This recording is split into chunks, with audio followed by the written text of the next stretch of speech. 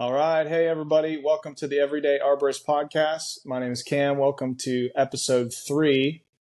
And this week I'm joined by Adam Pennington from Edwardsville, Illinois, right? Yep. And Josh Beers from Chattanooga, Tennessee. Yes, sir. So welcome those guys. And I guess I'll start off, Josh. You aren't originally from Chattanooga, are you?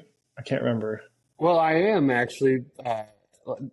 Adam is as well. We grew up here together, and then I moved out to Illinois, and that's how I got into the whole arborist thing because Adam got into it when I was out there. But yeah, I am originally from Chattanooga, Ottawa. Is where I grew up. Oh, Okay, so wow. my parents live where that Snowy Owl Street is, where that new neighborhood Ottawa Elementary School is. Oh yeah. Yeah, I've been away, so things have changed since. It's insane. What part did you grow up in, Adam? So the Flagstone neighborhood, kind of. Did you ever go back in that massive neighborhood? It was close to the high school. Okay. Like you're going towards Harrison Bay, that area. Yeah. Just down the road from the high school there. Yeah, so I grew up in Cohutta, Georgia. So if you took like the back roads of Apison Pike, Okay, and so it's before you get to Dalton and like all that area. But yeah, I mean, we all grew up in kind of pretty close area. Yeah, can't be beat, man. That's weird. That's weird that quite a few people that we know in the tree world are from that little area. Yeah, or I guess two. Yeah. So, but that seems like a lot. People. Well, dude, every time I go back to visit my parents in Ottawa, you just like think about there are like some pretty sick trees around that whole area, like Chattanooga and like up in the mountains. I mean, like Ottawa literally has White Oak Mountain right next to it, you know? Yeah. Yeah, we spent many a days there skipping school sometimes, go up to White Oak Mountain for all those. Yeah. They would have these empty streets before the neighborhoods, the houses were built in them, and we could go sneak away and hang out in the woods. Yeah, it's a little skip school spot. Yeah. Unfortunately, I wasn't really paying too close attention to the trees back then. Yeah. Need to go back and look around. Yeah, it's amazing. There's so many like species of oaks. It's crazy, you know. They always are saying oaks are so promiscuous, man. It's like one white oak to the other. The leaf sizes are so different, and the shapes have just small variations. There's so many, just kind of odd little differences, little variations in the oaks around here. It's kind of nuts. Yeah, Josh, the climbing competition that I went to, what was that park in Chattanooga? I forget what it's called. I think that was East Lake Park, and they've done a lot of work to make it nicer. It used to be still a pretty crusty neighborhood, you know. You don't want to. Some massive like white oaks at the back. Was that the ISA Southern one, or was it a different? It was, so. Yeah, it was. Yeah, so they had the 2 years conference ago? Too. Yeah. Mm-hmm. I think I signed up to volunteer, and then like a family thing came up, but I was almost going to make it to that one because it was, you know, close. That was a good one, but they had a tornado like that night, like that came through town in various places, and power was out for a little while, and it was kind of a mess. Some people are saying this is going to be the new Tornado Alley. You know, that might be a Nader zone. Hot topic. Yeah, I mean, you know, landfall for storms are moving north, and so Chattanooga and northern Georgia, this little southeastern area is definitely going to get hit. You guys have gotten hit with some crazy storms this year in Nashville, right? Yeah, I mean, Nashville, and then I think Adam probably thought you were talking about him too, because I mean, it's like a wall, literally, just smacks everywhere from like what's a guy? There's a guy named Joe Rainwater up at Bluestone in Bloomington, Indiana. Basically, from where he is in Indiana all the way down to Chattanooga, literally every storm I feel like just smacks up and down that whole area. Yeah, we have. Sorry, go ahead. I was just going to ask that guy's name, Joe Rainwater? Yeah, it's pretty sick. That is a sick name, yeah. Yeah, I want to have him on the podcast sometime, but he's like a knuckle boom crane guru, and literally when we were at Chop and every time we had a breakdown, or it was like, hey, we have this data cable that, just got ripped out, or this, relay's not working, he would be like, to the T on over the phone, or like a picture, be like, oh yeah, switch this, or, tap that relay box with a hard rake and it should get going again. So the crane guru. Crane whisperer. Yeah, a lot of storms been hitting us lately too. Yeah. Man, did you guys? Speaking of growing up down there, did you ever go to the Blue Hole in Saudi Daisy? Oh yeah, for sure. That place, Blue Hole Guru. Blue Hole Guru. I'm a Suck Creek boy, though. That's the new podcast episode title, is Blue Hole Guru. Blue Hole Guru with Joe Rainwater. With Joe Rainwater. I mean, he sounds like he should own a casino, Joe Rainwater. He's got what is it, the bolo ties? Yeah, bolo tie and a big cowboy hat. We should pitch that idea to him. That's his niche market there. Yeah. Oh man. Yeah, that's fun there. It's I think that's North Saudi Creek that comes out of Raccoon Mountain. Yeah, it's beautiful. I mean, the water is always nice and cool all year long.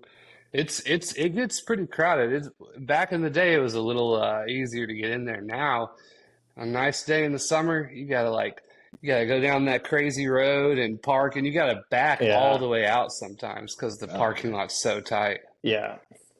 Is that the same parking lot that when we were visiting? Is that the same little area, Josh?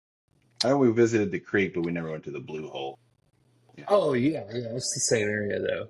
Okay. Blue Hole's like almost 2 miles back there or something, or like a mile back. So it's like not an easy hike. Yeah, no, it goes back there. It goes wild on like the holidays, the Memorial Day, 4th of July type stuff. Old guys are walking around with radios. Can't tell if they're homeless or just having a really good time. Yeah. That's beautiful. There's places like that all over the Southeast too. That's why I like it so much, Yeah. Especially in the mountainous areas. It's just, I mean, waterfalls everywhere, swimming spots everywhere, go out on the water. It's the best place for it. Yeah. Well, I mean, we talked about where we're from, and you kind of touched on that, like Adam was maybe a part of you getting into tree work. But Josh, maybe you go first and talk about like what you're doing now. Like last time I checked, you were kind of working with Tree Works a little bit. Are you still doing that? Yeah, I actually recently just moved into a new position there. I'm the operations manager / safety and training coordinator. Nice. Yeah, it's really fun. It's a kind of an exciting new challenge for me, being on a lot of the back end side of tree work. Lots of computer work, lots of software stuff, lots of not nearly as fun as climbing a tree type stuff, but I really like it because now I get a chance to teach some of the younger guys a couple extra knots or a little ringing trick or something that's helped me out, and like get to see them do much better than I did. So it's pretty fun. And we've actually partnered with a company called Boutte, kind of. We work with them, and they're out of Atlanta. They're awesome. Just so much fun. And so our training with them for all the guys has just gone through the roof. It's out of control. It's like they're spending so much money and time on aerial rescue training, EHAB training. So I'm into that, and that's pretty awesome.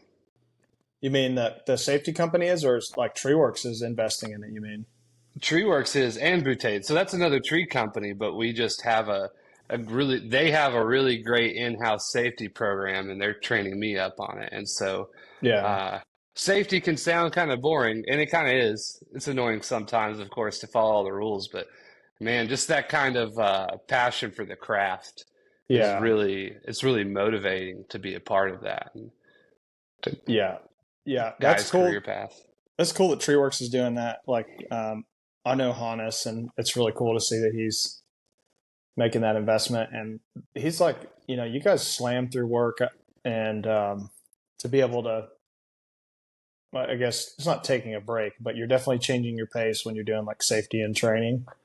So it definitely comes across like to me like pretty impressive when somebody who runs a high production company, especially when you start buying cranes and stuff, to be able to be still in the mode of like, yeah, but I'll still stop and do some training and get the guys on the same page. So Sure. It pays dividends in the long run. I mean, the lack of incidents, it's a dangerous job, as we all know. And so just reducing those incidents and those problems and attracting really good guys, it all pays off in the end. yeah, that's awesome. So how did you get into it? You touched on it lightly, but what first got you into tree work? Adam, it was all Adam, really. I was working in like restaurants. I went to culinary school, and then I was like, man, there's not a lot of money in it. So I started managing restaurants, and that was like the worst. It was so bad. People, Yeah, they care so much about their sandwiches, and I'm just like, man, this could not matter less. This is really silly. So, anyways, I wasn't super happy, and Adam was like, "Man, come be a tree worker." And I was like, "Dude, I'm scared of heights. I don't drive. I drive a Civic. What are you talking about, man?" And then eventually, I was like, "You know what? My job sucks. I'm gonna give it a shot." And I took a big pay cut and jumped in there and didn't know how to get a trailer off a hitch. Really, that green. And man, best decision ever though. It's been yeah, so fun. that's awesome. For Yeah, sure. look at you now. Um, Adam, Thanks, dude. so who do you currently work for, and then how did you get into tree work as well? I currently work for Arbor Management at Edwardsville, which is owned by Nicholas Demetrius, our fearless Greek leader. Um, so I met Nick. I was doing landscaping at the time and wasn't real happy with it, and was just kind of wasn't really going anywhere. Wasn't making a lot of money, but it was taking on a lot of responsibility for these companies, and there was just no way up the ladder really. So friends of ours from the church we were going to at the time were like they're homeschool parents, and they were like, this guy, our friend, he brought a crane to show and tell for our kids. And I was like, what? What are you talking about? And so yeah, it turns out he had brought his, at the time, it's like the largest knuckle boom crane you could buy, an effort crane, on a huge, uh, semi platform with crab drive and stuff, and Yeah, a machine that was like beyond me as far as even how to drive the thing. But long story short, I just kind of I thought it was really a cool outfit, and I brought this set of climbing gear that I thought was going to be kind of maybe impress them, that I had gotten out of like the abandoned house next door to me. This dude just had a lot of random stuff, so I bring this, like, I mean, this rope that is like cable almost, and it's old and busted, and this goofy harness. And he's like, "What is this, man?" And I'm like, "Well, I was trying to show you that, I'm willing to try to get some gear together," or I didn't know what I was trying to show. yeah, But he had me get in his harness, tree motion, and just go straight up a tree on ascenders just to see if I could do it, like at his house. And I did it. I performed it okay, and I descended on a figure eight, and he was like, mildly impressed that I could do it. And wow, yeah, from then on, yeah, that's pretty much all she wrote. Started up that year, and the it was kind of a rocky time for him. It was a growing time for him, which we're also kind of going through right now. 5 years later, we're kind of going through a shift here currently. But back then, he had to fire a bunch of guys, and hmm. he brought in Ethan, his brother-in-law, who's me and Josh's best buddy, that Is we've that worked with. Trayvon Musk? That's Trelon Musk. Yeah, the man, The myth, one and legend. only. Yeah. Yes. So brought him in, and this other fella named Bob Van Daly, who's also a good buddy of ours, and a real competent tree worker now. But yeah, we were just kind of cobbling together a team back then, and they went on storm. Ethan, Bob, and Nick. They went to a storm that had hit the kind of that same Naples, Sarasota area, right in Central Florida. And they left me behind because I didn't have a CDL, which is, that's just Yeah. how it is. And then I started to get trained by Jeremy Donovan a little bit, who's is actually a friend of ours that we lost recently. Oh. But that's kind of the start there. Is we've added a lot of new equipment is Yeah. probably what I'm getting at. And new setups and new operating procedures, and we just got a new crane, so things are growing. Things are really doing well, and How many people work for Arbor learned. Management? Kind of it fluctuates between, usually it's right now it's 8 people, so two crews, um, two 4-man crews running right now, and we're trying to put Yeah. on a third crane crew with 2 to 3 guys on that one. Yeah. I saw that new crane on your stories. Who makes that? I was trying to figure that out this evening. It's I don't exactly know, but Nick knows the guy. Might be good to have you talk to him because Nick's real willing to chat, and Yeah, that would be fun. and loves to share kind of the moves he's made in the Yeah. industry. Yeah, I'd love to. I'll have to get back to you on who the guy Okay. is. I know his name is Jason is the first name, but he builds them. He buys the truck, he buys the boom, and puts them Yeah. together. What's the name on it? The Treezilla. It looks But pretty it's a slick. high ab crane. Yeah, that's rear mounted, and man, it's awesome, dude. It's like the size of a bucket truck, and you just plywood it in wherever you want it, and off it goes. Yeah, it looks cool. From what I can tell, it kind of looks like what the original effort crane was, where like you can lay the lower boom down kind of like a bucket truck, but then the upper part is like a jib that can go up and down. Is that right? Yep, it's got two jibs. So the lower has I think it's either 2 or maybe 3 sections, and then the upper jib has like 4 or 5 sections that come out. And it doesn't read out weight. It just reads out like percentages Oh of yeah. what your Yeah. capacity is. And so Mhm. that's a little weird and takes some getting used to. But I mean, Yeah. it's done everything that we've asked it to do so far. So it's Yeah. pretty dope. Yeah, I was super confused the other day. I was watching a video you posted, and I think you guys had like a pretty honking piece of wood on it. And that was before I knew that. That was before I knew that was your crane, Yeah. and I thought it was the log truck. And I was like, dear God, did they put chains on the clam grapple and like hang that wood off there? It's like, oh my God, Are that's you such a talking about huge piece of wood. that piece that's like precariously resting on its stump? Is that the Yeah, one? and it was like it kind of looked like it was hollowish, like, but it was like Yes. 12 feet Yeah.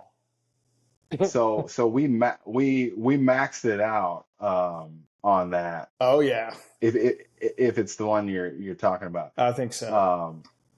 But yeah, there was like a root growing inside the thing, and we couldn't tell what was holding it. So it was hollow, but it had a root inside of it. And then Wow. so we were just like, we need to cut a hunk off this thing or lighten it up or do something Yeah. somehow. So we just kind of carefully whacked off another 300-pound log or something from it, and we're able to get it to come off and lay it down. Does that crane beep at you like if you're like max it out? Does it make any sounds? I think so. I haven't maxed it, and usually it's Ethan running it. I haven't maxed it yet, but yeah, it'll kind of chirp at you if you're doing something weird Yeah. to it, or you're like putting too much pressure into the cylinder Yeah. and stuff like that. Well, like at Chop, when I first started there, they had the PK33, which is like a smaller version. Used to be the big version for tree work, but now it's kind of the baby. But they had that. It was like an older crane, and every time you got to 90, it would do like beep beep beep, and then when you would go to 100, it would just do a solid beep. And then the PK33 had like this thing called HPLS, which is kind of like an additional 10%, and it would just like slowly lower the piece and then let you figure out what the heck you were doing. But then they upgraded their crane in like 2022 or something, or 3, to a 65, but it did the same thing, beeping, and that can be quite the feeling. Like kind of you get that sphincter pinch when you got a huge piece on there, and you got a solid beep, and you're at max extension. You're like, well, I know if we lift this piece off and it lowers it all, it's going to be even more of a dynamic. So you're just like, let me just sit here and whistle for a second and maybe think about what I want to do. We did not want to shock load that piece. Oh my gosh. And there was kind of a jump cut, in that video to where it's like, hey, wait, what happened there? Did something go wrong? Yeah. So something did go wrong, but we found the workaround. Yeah. As treemen do.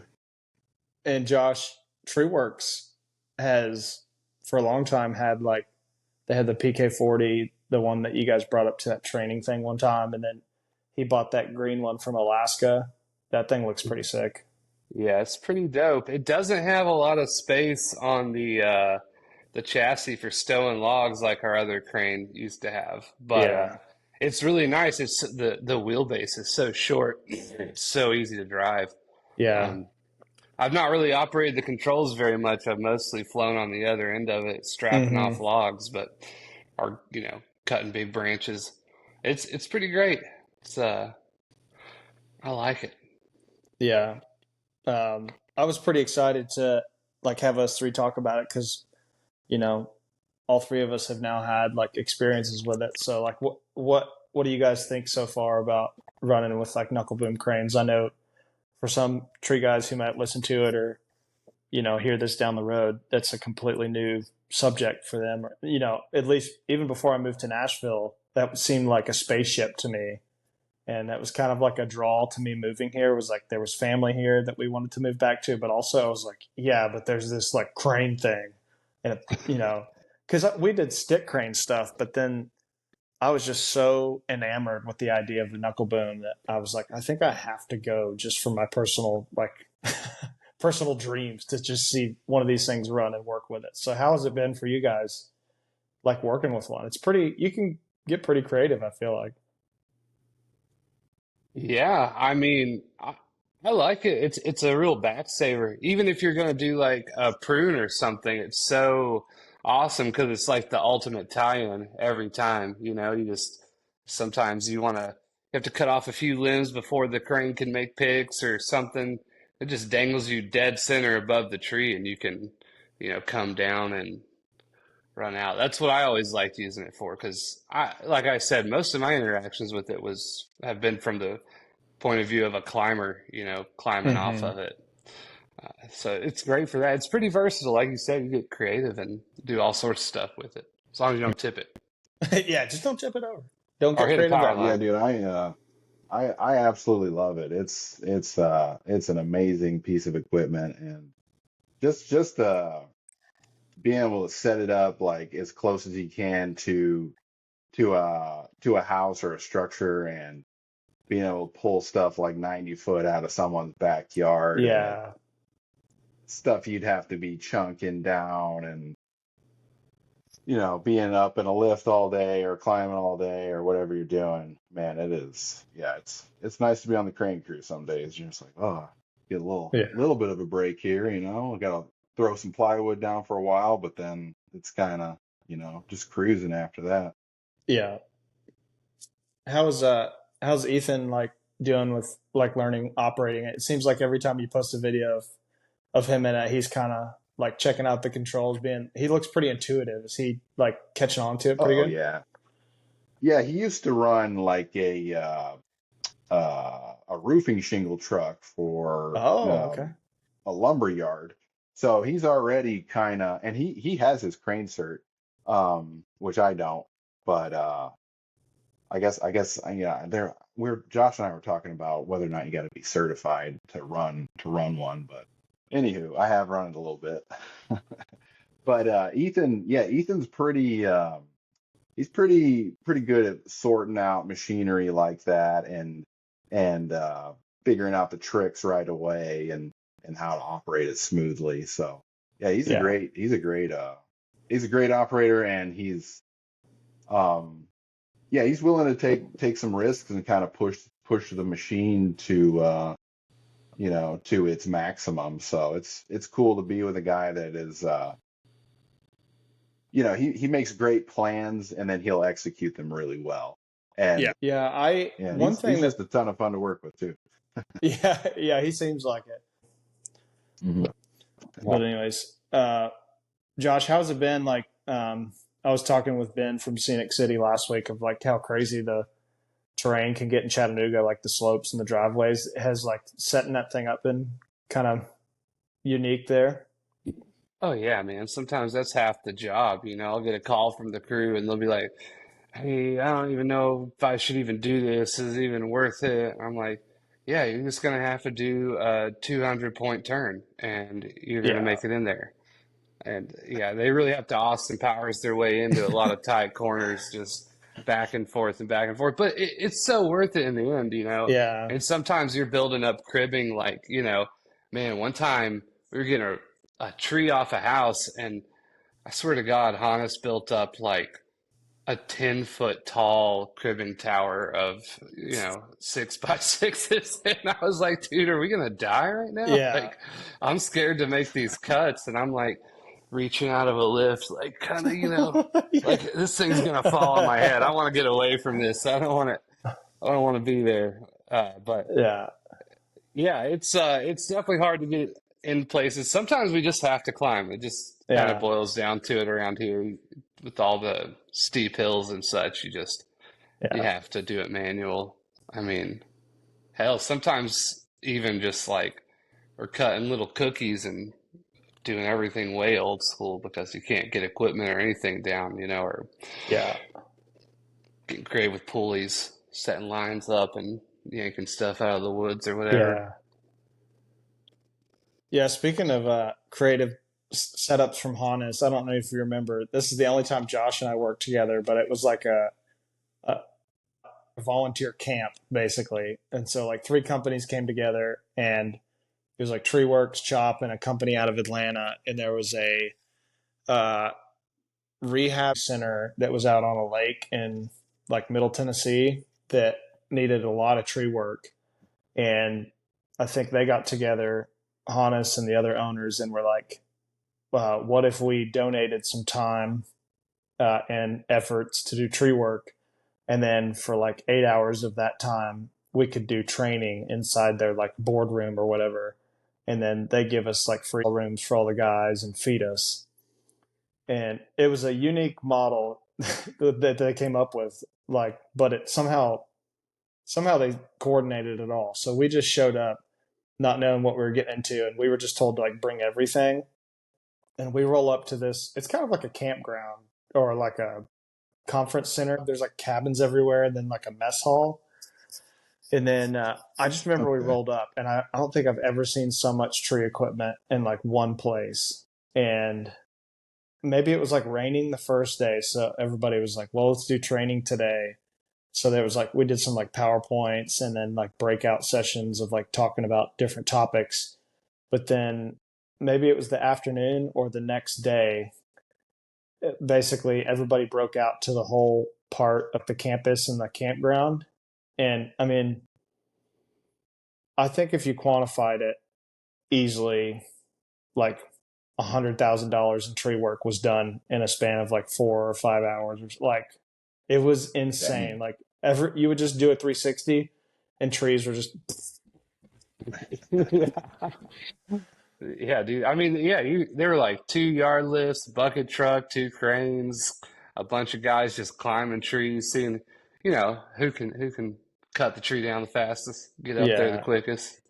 it was crazy. And so, like, I guess that was my intro to where Hannes, the craziest setup I've seen was like there was a slope. It looked like a boat ramp, honestly, going to the lake. And there was a big oak behind the crane that was like had a lower lead to take off. And it was already getting dark. We gotten soaked all day. And like us guys at Chop had already gone back to our room, like showered, changed, and we were like waiting at the mess hall for dinner to start. And then we just look, and Hannes's crane, the PK40, is like backing up the hill, and he's got like the floodlights on the crane. And then all of a sudden, he puts cribbing under the back tires and cribbing under the front, and sets those stabilizers out. And everybody's like, "What?" And so then I think they put Angel, which is like one of the guys. I don't know if he still works there, but they like put him on the hook, and he had like, I don't think he had a flashlight, but they were just like a boom flashlight. And they went up there, and he took like that whole lead off over the back of the crane, and I was like, "Oh my god, this is insane." Yeah, he's crazy. He will work until 8 or 9 o'clock. They're all the guys on the crew. Anytime they're like, "Oh, all right, Hans is gonna work out in the field with us today." They're just like, "Oh no, no, no, no, no! I'm not Oh man. going. I'm not going out, man." Yeah, Dang. that's funny. I remember seeing Angel that night, like Yeah, so tired, like draped around the trunk of the tree. He wasn't even leaning into his spikes. He was just like laying on the trunk. yeah, yeah. Yeah. That was so funny. My favorite quote from that, I think, was like another one of Angel's friends. Like he came running around the corner out of the cabin. He's like, "I gotta go save Angel." He's so Oh tired. man. He ran him into the ground. I was pretty impressed. That was actually that day earlier was Angel's first time ever climbing SRT. I was teaching him because a lot of the Hispanic guys they all learn double rope and they kind of stick to a lot more old school techniques. But Hannes really wanted me to try to teach some of the guys the single rope, and so I just remember seeing Angel work for, man, it felt like 20 minutes to get over one union, just pulling his rope up, trying as hard as he could, just not used to that. He's used to that extra help from the double rope, getting that half your body weight. So he's just trying to like body thrust up the single rope and just Yeah. killing himself. So he was probably pretty smoked at that point. Yes. And so, as I think you guys mentioned, you guys worked together at Arbor Management for how long? 2 or 3 years.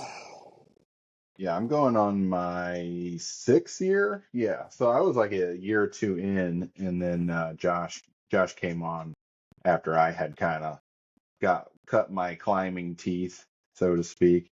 Mm-hmm. Yeah, but So yeah, we've been on some adventures, been on some storms, gone to a couple different states to work.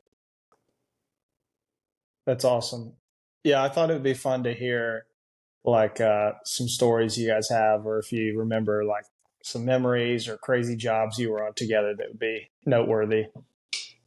I definitely remember climbing out, doing line clearance in the winter when we went out to, we would shut down every winter at Arbor Management and just, kind of go do whatever. So we got the hookup for a contract climbing gig out in the Northeast. I guess we were in kind of somewhere maybe an hour away from Boston in the middle of winter, and we would go out and just do power line prunes, but it was like -10 degrees, and your eyes are like getting frozen as you're spiking up these pines, and the foreman's sleeping in the truck, and you're just miserable, and you're trying to cover every part of your body you don't need to see, so Uh, just your eyes. Yeah. I remember going up a pine tree like 80 feet one time, and you do that ground to sky clearance, right? It's not the most beautiful work of arboriculture, but utilitarian. But anyways, I go all the way up on a double rope, and then I come all the way down, and I burn down so hot that like my rope got sunk into the union and just stuck. oh, So I had to climb all the way back up again to move my rope out of the union and get down. oh I remember my that. gosh. That sucked. And I would Adam have was cut up in that the tree other thing. down. I would have cut it down. Yeah. I fell into the power lines. I'm Yeah, taking everyone out with me. there goes the contract. Oh man. Yeah, that's an interesting job because we were like in some really rugged marshland. You don't always think of like the Northeast as being a giant boggy swamp, but it kind of is. And so, So you guys yeah, had to go together? we got to through our buddy's arborist brokerage firm. So that's Dunny. That's the guy that passed away recently, and he was quite a charismatic and very competent climber and just a tree all around treeman and just knows a ton of people in the tree world. But he's kind of a handful and he kind of gets you into some situations that might not be, I don't know, you might be uncomfortable with, let's say. Yeah. Yeah, but he's kind of a good time Charlie type of fella. So he'd give you opportunity, but it kind of came with a little bit of a cost. And I won't get too far into that, but yeah, he kind of set up the job through Eversource, which is the power company out there, and they're unionized, as probably most power companies are, and then the subcontractors under them are probably unionized. And I think what was happening was like they weren't getting very good work out of their guys out of the union labor pool, and so um, they had all these power line cuts that hadn't been cleared properly, and the trees are starting to encroach, and they can't really get good enough workers to go do it properly or efficiently, and so they'd outsource it to someone like Dunny, who's sending in there. He's telling these people, we're sending out quality, climbers, well experienced, well seasoned climbers. Some of us were not. So it was definitely a whole new world for me out there doing that, and scary, but man, it was cool to like push ourselves, um because you're just out there. Yeah, you're kind of on your own out there, and so you have to kind of push yourself into some real uncomfortable Yeah. situations. So that was just cool to do that, to kind of really push the limits of your skill set. Yeah. Sorry I interrupted you earlier, but you said it was like marsh land you guys were like. Yeah, that's kind of the topography of like Massachusetts on kind of the eastern side. It's as you come in from the ocean, it just it's yeah, it's kind of a bog, and there's like Huh. there'd be like old sheep farm stone walls just out randomly in the woods, and there's all these rocky boulders and stuff, and it's Huh. wet, and so you'd be like scrambling over boulders to get across the marsh to climb a tree, and you're just kind of it's a big time trip hazard out there. Yeah. And Jeez. Josh, man, Yeah. he Building them works so spikes up. hard. He works so hard, like slashing brush, dude. Like I my arms are falling off from slashing brush. I couldn't believe like how much of it he had done before I got out there, Yeah. dude. That's Oh my that's really where gosh. I cut my teeth. So I was not at all a competent climber at the time. I was learning. And so A to brush be it, slasher. yeah, I had to slash brush as hard as I could so that they would let me climb a tree and give me a chainsaw. So I think there were five climbers at one point, and I was bucking the brush and fell in the spars for all five guys, and just running me ragged. But man, Oh man, I remember it's just hard to keep collapsing up. some days, just falling down, dude. You had to like, because it was, so the contracts we would get were usually like where no equipment could go. So we had to hike in, carry all the gear. So I pack muled in saws and ropes, and We would carry a bunch of stuff, and everything had to be cut really low, like down to below your knees to satisfy the power company. So yeah, there was a lot of cutting. Mm-hmm. Jeez, It was fun though. God, it was that's fun. wild. It Did you was, guys man. ever Yeah, that run was an into like interesting. any fun wildlife up there? Or was it? Or I guess it was. If it's wintertime, things are probably a little bit slower. But Yeah, Yeah, it's lots of pretty wasps. dead. One time, me and Ethan saw a black bear when we were up there. We were hiking though. We weren't working, but that counts. It was like a I yeah, little baby black bear. I went to like they have some really nice like parks and nature reserves out there, and I found this one that had like this kind of a raging little, like a small river, but a pretty powerful one, and it kind of cut down into a gully, and I found a birch tree with you guys know what Josh knows what chaga is, but you know what the chaga mushroom is, yeah, Cameron? it goes in that like mushroom coffees and all that, and like Yeah. So I found yeah. one like 20 feet up on a birch, and I was like, I'm gonna get that thing. So I had a hunk of rope with me, so I foot locked up and I hand sawed off like a pretty good sized chaga mushroom. So yeah. Yeah, that was a cool park though. Remember when we found that? Being from down here, we don't see as much. There's a big frozen lake that we walked across. That was Oh pretty yeah, fun. And yeah. I remember Yeah, that we was threw cool. our throw lines just to see how far they would go, and just to watch them go across the ice. Yeah, It's pretty yeah, cool. that was a good time. Yeah. So Adam, I've seen you have like a greenhouse. Do you like to garden? Oh, dude, love it. Yeah. Yeah, I I like to collect natives. And I've been harvesting a lot of seeds in the fall to kind of turn I'm trying to turn my yard slowly into like a little prairie, little preserve back there. Mm-hmm. And yeah, I love just fooling in the greenhouse and growing stuff in spring. And um I kind of practice what's called it's called land race vegetable growing, basically. So Hmm. kind of the idea is you you you grow whatever's going to grow well, you grow that, and if anything dies, you kind of like almost abuse your plants. Like you don't water them that much. You try to get them to pollinate and reproduce. And so the idea behind it is like the more you can reproduce the plants that survive, like the stronger of a cultivar you'll end up having. And then you'll end up having stuff that's just resistant to everything and Huh. can kind of handle the temperature and the climate of your where you're growing. So if it's in Tennessee, it's going to be more adept to the humidity and like fungus, coming in and killing your plants and stuff like that. But It's like a yeah, prairie school. You're sending your plants to prairie school.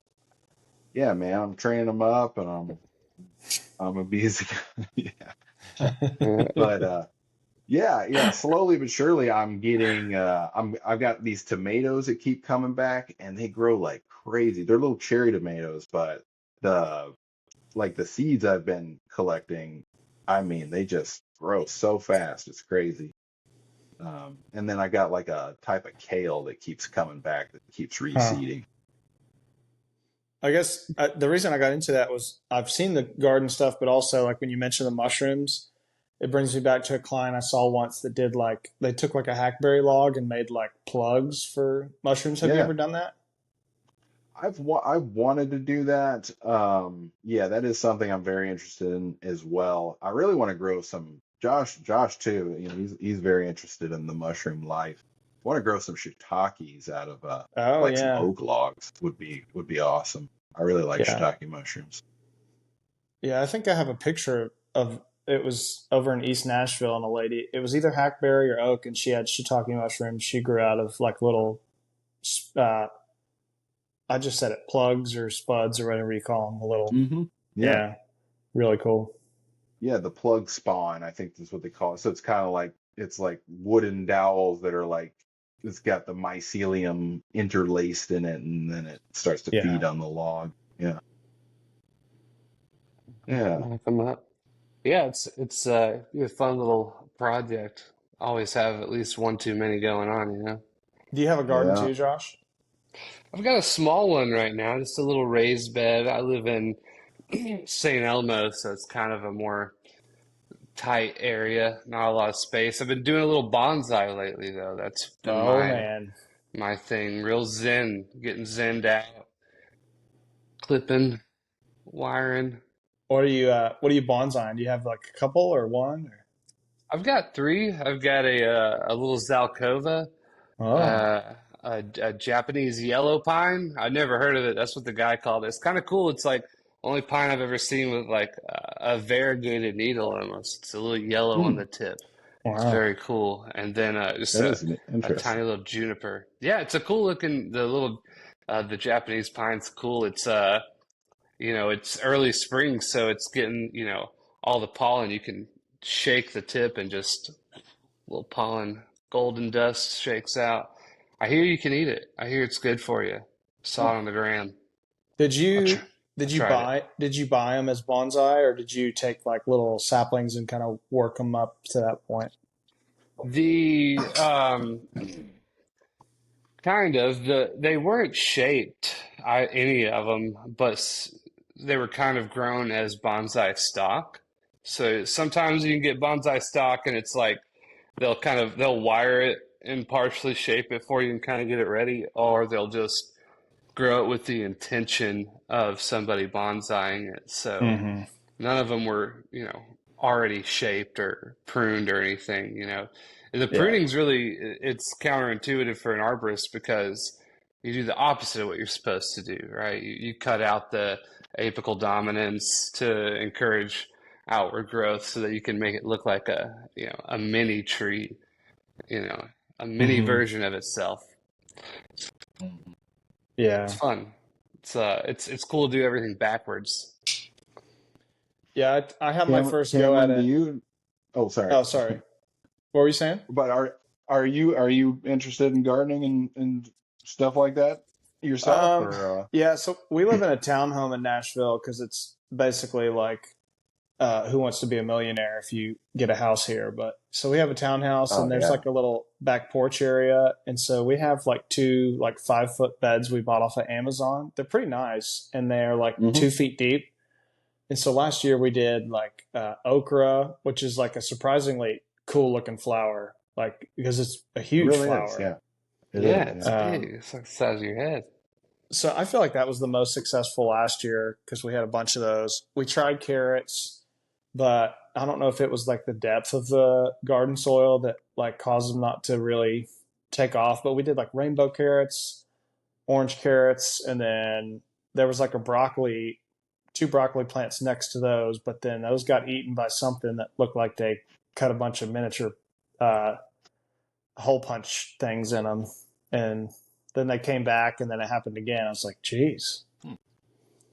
So we kind of dabble in it, and it's mainly because like our living room window like looks straight out to the back porch, and my wife was like, "Let's at least make some greenery." I'm like, "Well, if it's going to be greenery, Yeah. then like we can make it productive, to be helpful in some manner." So Yeah. Yeah. That Yeah. Stay settler practical. mindset.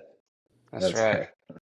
and then Josh, I was saying that I um, recently am trying a bonsai on a chinkapin oak that we have a creek in front of our house, Hmm. and it's there's like a good kind of creek edge riparian area, and so under a bunch of hornbeams there was a little chinkapin. It was probably this tall, and so I just we had flooding a couple weeks ago, so I went out there, ripped it out of the ground, and put it in a little pot. I'm like, I think I'm going to give it a shot, and so it's made it so far. And I took the two tops out of it. I made a pretty conservative cut. I only took like I think like 5 or 6 inches off because I still can't get it out of my mindset. I'm like, I just feel like I'm going to kill it. Yeah. So I Well, might the be more aggressive transplanting's later on. hard. But Yeah, yeah, for sure. Yeah, it's kind of crazy the cutting they do, but you don't see many oak bonsai. I feel like that's a that's a cool idea. That idea fascinates me, getting the plants that are local to you, you Yeah. know, and Hmm. turning those into something cool. But it's definitely tough to transplant just native trees that are growing out in the wild. I've had a lot of trouble with it. I've had some success Dude, it here and there, is. but it just seems like they really crave that understory environment that they Uh-huh. started out in. You know, nice and cool and all that organic matter in the Yeah. soil. I'm Yeah, and trying real hard to get a pecan tree to transplant, but dude, those things, like, you can't get them out of the freaking ground, dude. yeah. Yeah. Is it the tap root on the pecans too that holds them down or Yeah, man, I had like one the size of my index finger growing in the front yard, and I'm like, yeah, I'll wait till next year and I'm gonna dig that thing out. Man, that thing is like 3 feet deep in the ground in concrete because it's in the devil strip area of my yard, between the sidewalk and the road. And dude, it just I ended up cutting it and it still had some roots on it and I potted it, but I don't think it's gonna survive. yeah.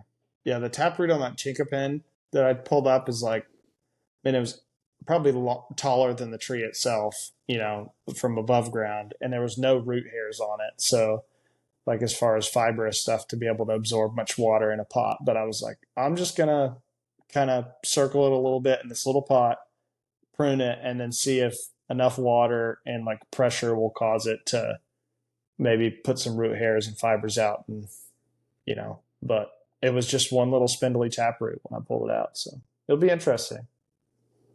Yeah, if Yeah, you can my get an fingers oak to crossed. survive, that'd be Yeah. neat. Dude, you should throw a little cambistat on it. I wonder if Oh that would There yeah, you get go. all those fine Dude, fine root hairs put growing a little out. TGR on that thing. Yeah, Did maybe. when you do it, just set a couple mango rogues down on it. So there you Yeah, go. Yeah. if you want to get really Yeah, amped up, man. maybe get your oak tree to punch a hole through the drywall, Yeah. throw some rogues on it, maybe pour a little monster, baby.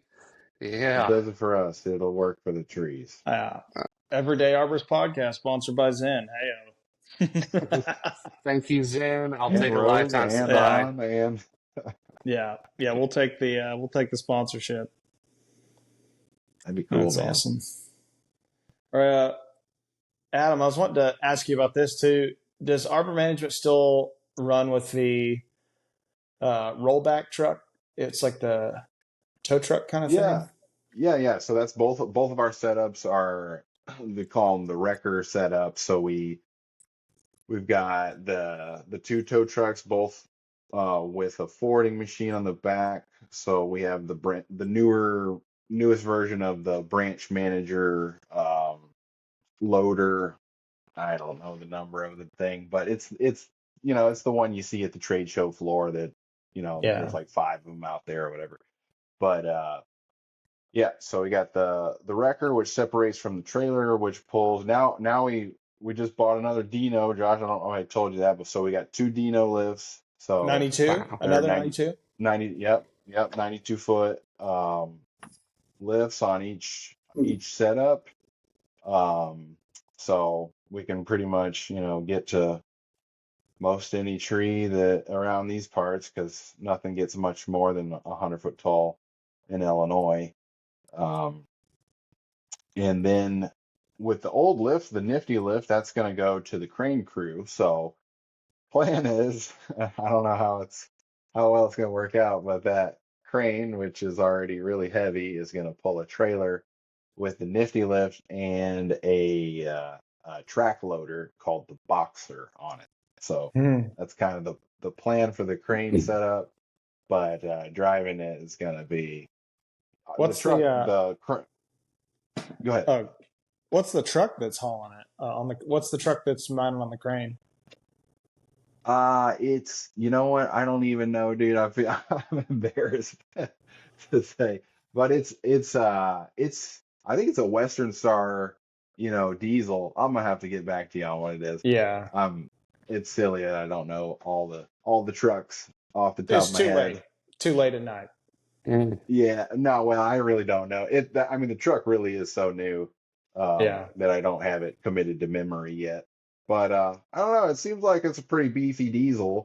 Um, But yeah, it's gonna be a lot of weight and Yeah. a long setup, you know, to pull. So whoever's driving that is not gonna have the greatest time because the crane truck is already like real squirrely by itself, Hmm. and we have it loaded down with a couple thousand pounds of plywood, and Yeah. we just mounted some new boxes on it, so we really won't have any space to store anything but plywood and in our outrigger Yeah. pads and cribbing. But the boxes are pretty big, so we'll be able to put saws and even I think even an echo blower will fit in the bins. So Hmm. pretty good sized bins that we just mounted today. Yeah. Josh, were you going to say Yep. something? I don't know. It's flat though out there, so it's easy to drive that Yep. crane around. Yeah. Oh, in Illinois, yeah, yeah, it'd be way Yeah, worse in the yeah. mountains. I'd be worried about it here. That because that I love that rollback setup, man. Having your forwarding machine on the rollback and towing the lift. It's I really toyed around with the idea of trying to pitch that to Hannes here because Hmm. I don't know. It reduces the amount of drivers you need when you have three Yeah, trucks and trailers on site. You know, your chip truck and your skid steer and your lift. It's like that's a lot to tow around. A lot of drivers, a lot of parking, and I don't know. A 1 ton and a yard lift. That's a CDL rig by weight. I'm having to drive the Spider around everywhere because right now I just have two guys with Class A permits, so I'm the only Yeah. other Class A guy to drive the truck around. So it's kind of yeah, crazy. Isn't it a crazy law that a pickup truck and a trailer is a CDL rig? Yeah. Yeah, that They is get you. wild. the the wrecker setup though, I don't, want to toot my horn too much, but it's a speedy setup. It's like Yeah. uh we got it all kind of, on one boat type of thing, and it's break off the lift, separating the hitch is super easy because it's all hydraulic, so there's no cranking a hitch or anything like that. It's just Wow. I didn't think about that. Yeah. you Yeah, you don't just even I have to mean, get backed up. yeah, hardly. And the turn radius is like crazy, dude. Like, you can basically jackknife the tow bar and just keep going. Like if you're trapped in kind of a tight cul-de-sac, it'll just keep going and it doesn't damage anything. It might like mess up your pigtail for your lights, but that's about it, really. Yeah. Wow. It's a pretty like sleek and speedy inefficient setup, which is all kind of cooked up by Nick, and I forget where he got the idea. Yeah, Yeah. but Yeah, I mean, you can make a two-man wrecking crew with that setup. Is what with the especially with the grapple trucks like they run. It's pretty awesome. I mean, two guys can go out and knock out all sorts of work with all that all that technology, all that high-speed uh-huh. technology. High And speed. if you get that double Serco, we're talking about getting the double Serco grapple hook, man. That thing's got like 34 or 6 foot reach, dude. It's gonna be insane being able to just pull stuff out of yards and grab debris files that are, Is that on the log halfway. truck? Yeah, yeah. So it's on I think we did one of them on a Western Star automatic with a Powfinger, and it's great, dude. Everybody loves it. Hmm. The reach is already just crazy with that, and then the double Serco is gonna have like 2 more feet or something. So it's just yeah, it's the reach is ridiculous like Yeah. on those trucks, and the Western Stars are like pretty easy to drive and operate, and then the older grapples are on like they're on a T800 Kenworth, which are like they're like old coal mining diesels, and they're triple axle, and they're absolute beasts, but they're not Yeah. fun to drive at all. Yeah, Yeah. big truck.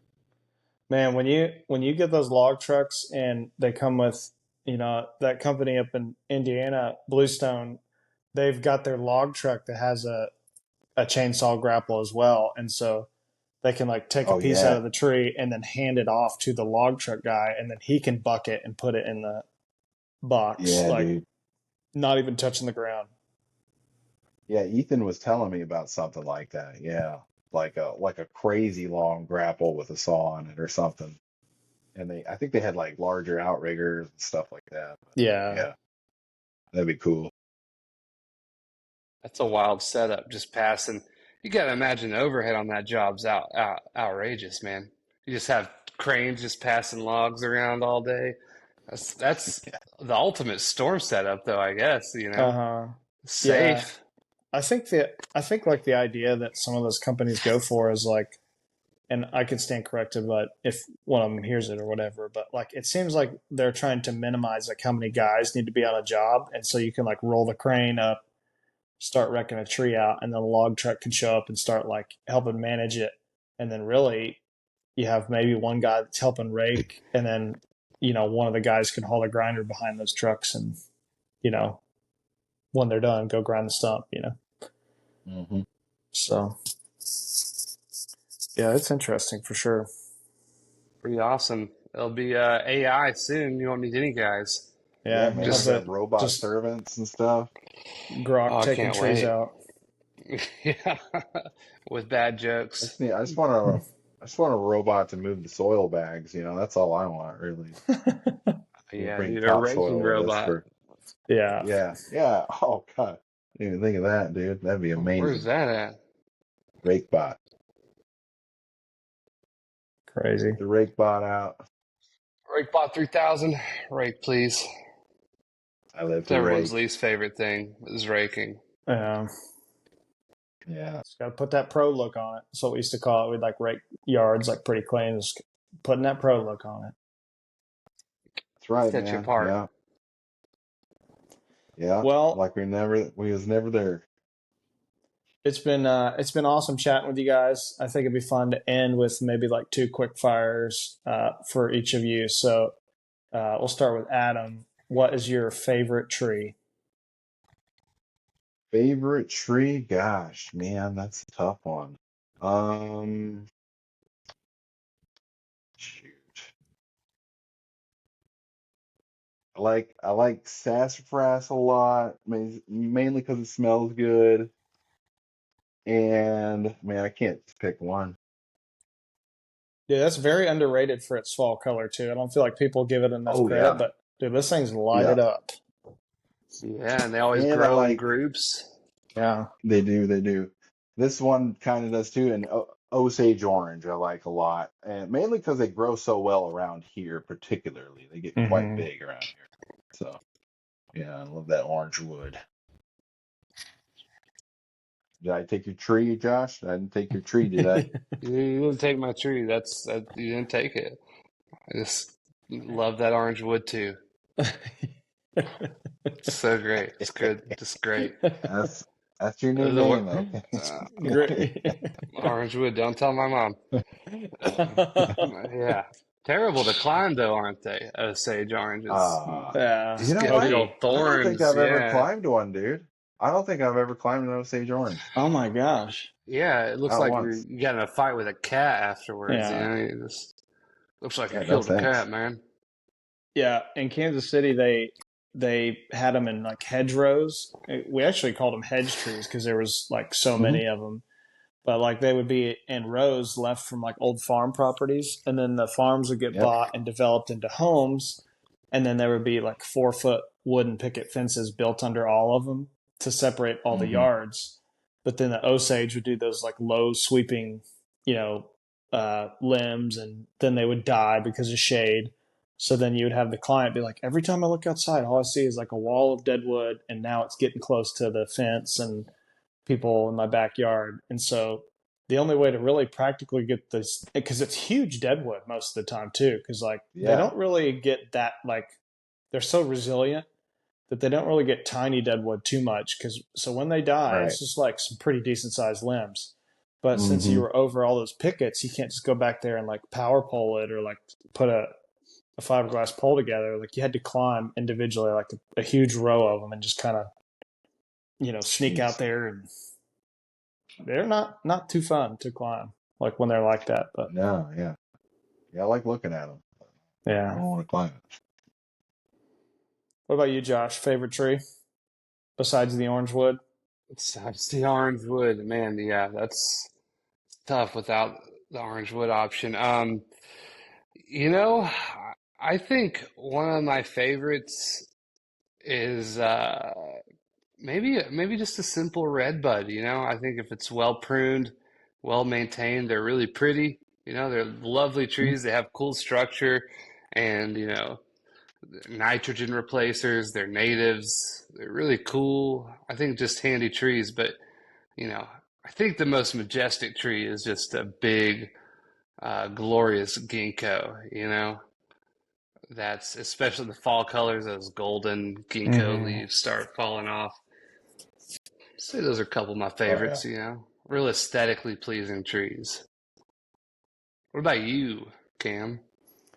Oh man, I feel like it's always a tiebreaker for me. Like in between a bur oak and a southern magnolia. Like I think the southern Mm. magnolia reminds me more of my childhood, just like growing up in Georgia, Mm-hmm. and then the bur oak is just Alex and I talked about it like 2 episodes ago, but it's just like this freaking majestic, awesome shaped tree with the huge leaves, and I love it. It's Yeah, those great. big acorns, and Yeah, those I are have a awesome. pretty tragic story about a total specimen of a southern magnolia. I mean, we're talking, it was like, God, it was like, I guess about maybe 32, 36-inch trunk, just a big beefcake, just wide and sprawling on this big old property. And it was one of the biggest southern magnolias I'd ever seen. And I got called out to do an arborist assessment on it. And there's just this little tiny, like, very superficial little wound on the outside, right? And the coat, it was good, it was compartmentalizing perfectly. And the root structure on those things are just, it's always crazy. They're just, Mm-hmm. nothing else grows around them. It's just roots everywhere. And I told the guy, I said, man, this is an awesome, beautiful tree. He really wanted to save it.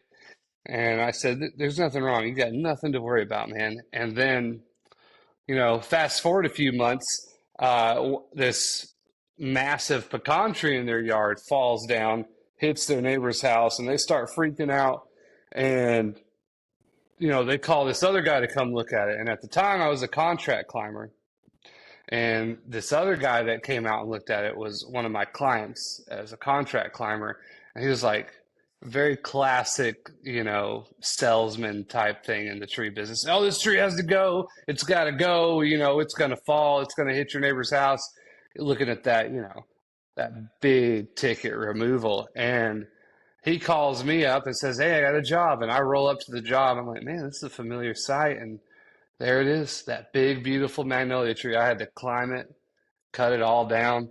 And when I got down to the bottom of this big tree that I said was healthy, I go to fell the bone, and not a lick of decay inside of it. I mean, Uh, just sound as could be. It was totally superficial, so I was right the whole time. Tragedy though, man. It was a gorgeous southern magnolia. Huge. Yeah. Man. Yeah. You got to trust your tree guys. Oh. Yeah. Oh, Fair. what are you guys up to the rest of the week? That'll be a good thing to get into. So, usually we cover like everyday arborists, like what your everyday looks like, but we kind of talked a little bit about that. But what's going on this week? You guys got anything fun? Jobs the rest of the week? We're just I'm only working 2 more days. We do 410s. So but we knocked out a bunch of storm work Monday, so I'm working the short week, and then the other crew has to work Friday. So woo, I'm off Friday. Nice. Um, but did a really big job last weekend.